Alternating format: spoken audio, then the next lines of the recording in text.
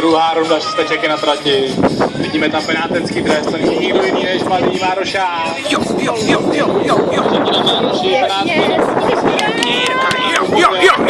Propadl. Pojď, Jiro, pojď! Měl šestka, abych rozkouřil říkrát, ale Adam Mároš se to nenechal líbit, už je znovu na jedničce. Na trojce je tam 81. Hezký, Jirko, jeď! To je Martin více. Šlapej! Dělej, šlapni, ne? Šlapej! A tady je to jasný. Adam Mároš se nechal chytit. Jede jako táta, když padnu, stanu vyhraju. Jirko, dupej! Hezký, Jirko, pojď! Dupni si ještě, pojď! Krásně, namačkej! A šlapej! Tady je hodně po nižší brzdy, hodně brzy s tím prvním skokem.